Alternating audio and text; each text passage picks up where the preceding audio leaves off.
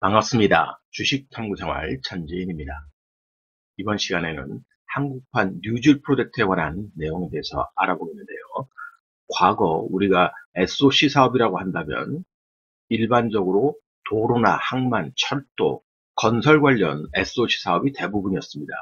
하지만 이번에 한국판 뉴질 프로젝트는 4차 산업혁명 시대에 디지털 SOC 사업으로 주목받고 있기 때문에 투자자 입장에서는 관련주들의 흐름을 계속 추적해 볼 필요가 있고, 최근 관련해서 움직였던 강한 종목들은 트레이딩할 수 있는 기회를 잡아야 됩니다.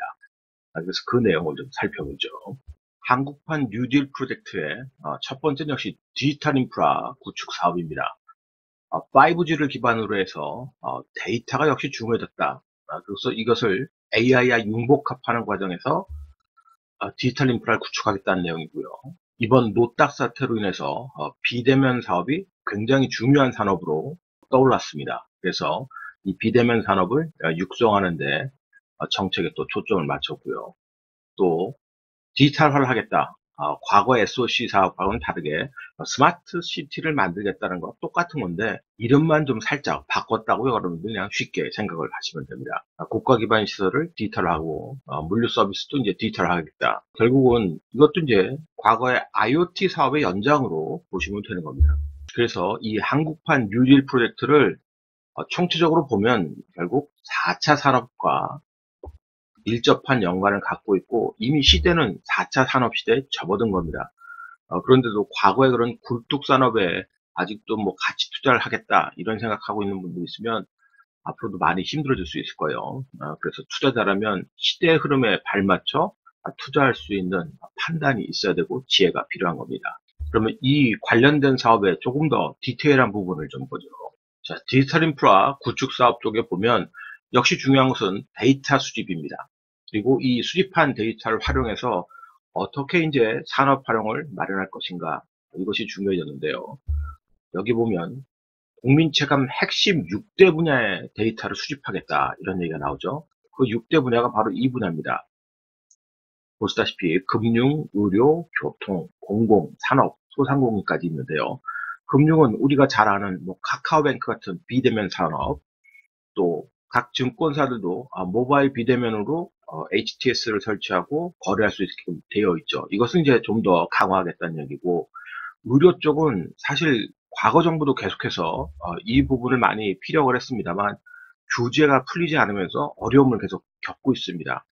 과연 이번에는 그런 규제가 풀릴 수 있을지 한번 좀 지켜봐야 되는데요. 어쨌든 썰은 그렇게 푼다는 소리예요. 이 의료 쪽. 그래서 원격 의료 관련주들이 최근 아주 급등하는 그런 모습을 보였죠. 교통 관련해서도 교통 빅데이터 플랫폼을 구축한다. 사실 이 분야도 굉장히 무궁무진하고 우리가 이 산업을 먼저 선점해갖고 해외 수출해서 굉장히 큰 부를 만들 수 있는데도 불구하고 여전히 미진한 부분이 많습니다. 물론 뭐 현장에서 노력하는 부분도 있습니다만 아직까지도 많이 부족해요. 근데 이런 교통 빅데이터를 구축하겠다. 이건 굉장히 중요한 게 결국 자율주행하고도 연결이 되어 있기 때문에 그렇습니다. 앞으로 자율주행 산업을 위해서라도 반드시 이것은 해야 될 거예요. 공공 데이터 SO팀을 운영해서 뭐 서비스를 도입하겠다. 뭐 산업은 제조 데이터 수집 저장 센터, 뭐 스마트 공장 같은 거 생각하시면 되겠죠. 어쨌든 이렇게 6대 분야의 데이터를 수집하고 활용하려면 규제가 먼저 풀려야 된다는 소리입니다. 5G 네트워크 고도화. 이미 5G는 정부에서 뭐 이렇게 하려고 하지 않더라도 통신사들이 앞다퉈 나가면서 5G 시장을 개척을 하고 있습니다. 그러나 융복합 과정에서 이 5G에 걸맞는 컨텐츠는 아직 좀 부족해요. 가장 이제 재미날 수 있는 부분들이 VR 부분이라든지 AR 부분, 이런 것들이 5G하고 융복합될 수 있는 부분, 특히 자율주행은 5G가 필수입니다. 그만큼 5G가 중요하기 때문에 5G 관련주들은 지속적으로 관심을 갖고 트레이딩 기회를 찾아야 되는 거고요. AI 인프라 확충하고 융합 확산. 손정희 회장도 얘기했죠. AI에 모든 걸 다 투자하고 싶다. 그만큼 인공지능 산업이 굉장히 관심이 많은데 국내 기술은 아직 부족한 게 너무 많습니다. 지원도 부족하고 기술력도 부족하고. 그러나 이것도 지원만 된다고 되는 게 아니라 규제가 굉장히 중요해요. AI도. 각종 규제에 막히는 것들이 많다고 알고 있습니다. 기술력도 부족한데 규제까지 막아놓으면 답이 없는 거예요. 그러나 어쨌든 이렇게 하겠다라고 얘기를 하고 있는 거고요. 자, 비대면 산업 육성, 노딱스 시대가 왔기 때문에 이건 뭐 어쩔 수가 없는 거죠. 그 중에서도 교육 콘텐츠가 최근에 각광받으면서 한번 시세를 줬다가 지금은 좀 소강 상태에 빠져 있습니다. 근데 계약을 했기 때문에. 그런데 이 온라인 교육 같은 경우는 언제든지 세력들의 입맛을 자극할 수 있는 분야입니다. 특히 YBM넷 같은 것들이 대장주 효과를 했기 때문에 계속 관심을 갖고 보실 필요가 있어요. 뭐 마찬가지로 이런 모바일 헬스케어라든지 의료 관련된 거 규제 때문에 뭐 안 되고 있죠, 제대로. 과연 이번에 규제가 좀 풀리는지 봐야 될 거고요. 또 SOC에 디지털을 하겠다. 스마트 관리 체계 도입. 이것이 이제 핵심입니다. 중요하고요. 스마트 시티를 만들겠다는 거니까요. 물류센터도 마찬가지로 스마트 물류센터를 만들겠다.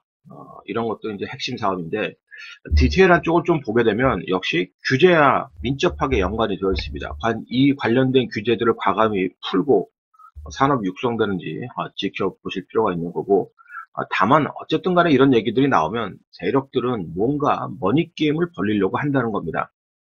그래서 뭐 지속적으로 무조건 바이앤 홀딩 한다는 게 아니라 세력들이 입성할 때 트레이딩 기회를 찾는다라고 보시고요.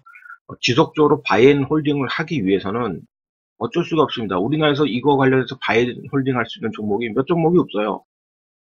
결국 이런 4차 산업혁명과 가장 밀접한 관계가 있는 건 뭐가 있습니까? 역시 반도체죠, 반도체. 반도체 1등 기업 중에 하나인 삼성전자를 택해야 될 거고요. 또 데이터와 관련된 종목군을 따지면 역시 삼성 SDS 같은 종목, 그리고 AI와 관련된 데이터 센터를 구축할 수 있는 능력을 갖고 있는 기업들, 네이버, 카카오, 그렇죠? 비대면 사업 다 하고 있고요. 그 외에 종목군들이 뭐 몇 종목이나 있어요. 그런 거를 융복합해서 시너지를 만들어 갖고 진짜로 돈을 벌 수 있는 기업은 몇 종목 없다는 소리입니다. 그런데 그 종목들로 개인 투자들의 수익률을 만들기에는 쉽지가 않은 거죠. 그런데 어쨌든 간에 중장기 투자를 하기 위해서는 결국 대한민국에서 투자할 종목은 몇 종목은 없는 거예요. 그래서 여러분들이 섣부른 중장기 투자를 하는 게 아니라 세력들 입성할 때 트레이딩 관점에서 수익을 만들 수 있는 구조를 만들어내는 게 개인 투자는 어쩔 수 없는 운명이다. 이렇게 생각이 됩니다. 그러면 대형주 말고 이렇게 그 중소형주 중에서 세력들이 입성해서 최근에 그 시세를 좀 형성했던 종목군들의 차트 흐름을 보겠습니다. 노딱 사태 이후에 비대면 의료, 원격 의료에 대한 관심이 높아지면서 이때부터 이제 세력들의 강한 수급이 입성이 됐습니다. 자, 보통 이렇게 강한 장대 항목이 나오면 이 장대 항목의 중심균형가를 지켜주면서 움직이는 게 가장 강한데요. 중심균형가 위에서 놀다가 2차 시세까지 나왔습니다. 자, 그런데도 목요일장 강력한 피대침 음봉이 나왔어요.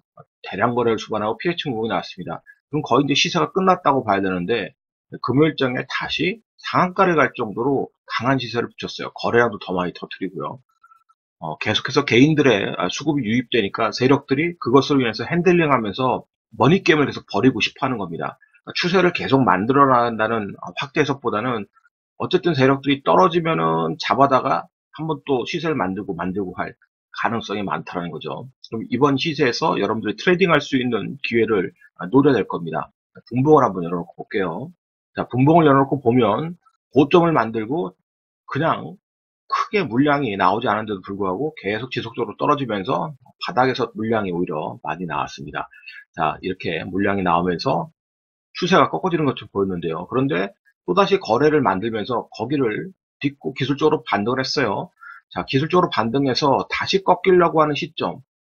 자, 이 시점에서 고점을 만들고 꺾이면 그대로 추세 하락을 해야 된다는 게 대부분의 종목입니다. 자, 그런데도 불구하고 다시 지지를 하면서 추세를 만들고 상한가까지 장 막판에 올라왔습니다. 네, 그만큼 세력들의 머니게임을 계속 벌이고 있는 거죠. 자, 그러면 이 상단 위에서 계속 흐름이 나오면 또 기회를 줄 거예요. 자, 그런데 다시 눌림목이 나왔다. 그러면 지지를 해야 될 자리, 그런 자리들을 여러분들 파악을 하면 됩니다. 과연 이 9,000원대에서 지지를 할지, 이 자리가 깨지면 그 하단 자리가 되겠죠. 어떤 자리가 되든 더 이상 안 빠지고 장중에 지지하는 모습들이 나오면 거기에서 수급이 다시 유입될 때 빠른 단타가 나올 수 있다는 소리예요. 자, 그러면 그런 자리들을 노려보면 된다는 소리입니다. 데이터 관련주 중에서는 데이터 솔루션이 상한가를 가고 강한 시세를 만든 이후에 그 상한가 이상에서 지금 주가가 형성되고 있습니다. 그만큼 머니게임을 지금 벌여주고 있는 건데요. 자, 이 박스에서 지금 머니게임을 벌이고 있는데 거래량은 감소하면서 에너지를 모으고 있습니다.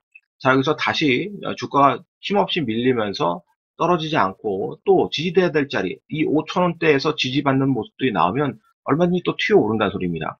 자, 그 시기를 또 노리면 되는 거예요.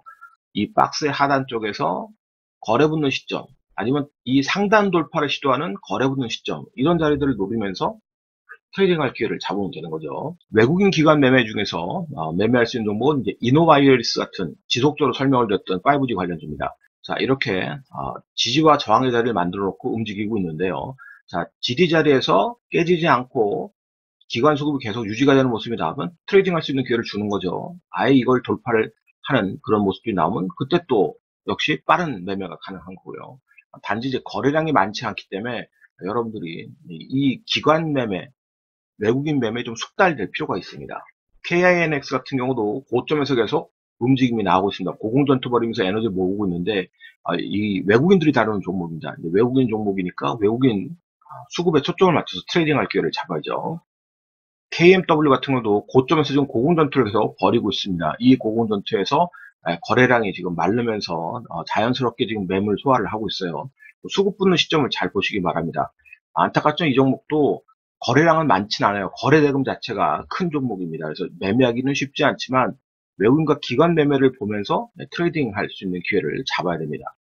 비대면 교육 관련주, 온라인 관련주는 이제 YBM 맨넷이 강한 시세를 주고 거래량이 크게 터지지 않은 상태에서 지금 조정이 또 깊게 나왔습니다. 바닥에서 더 빠지지 않고 에너지를 모으고 있는데 이미 이제 계약을 하는 분위기이기 때문에 추가 시세가 강하게 나오기는 어렵습니다. 그러나 분위기를 어떻게 또 탈지 몰라요. 에너지를 모으고 있는 과정에서 수급만 붙어지면 한번 기술적으로 또 튀었다가 고점에서 팔아먹으려고 할 겁니다.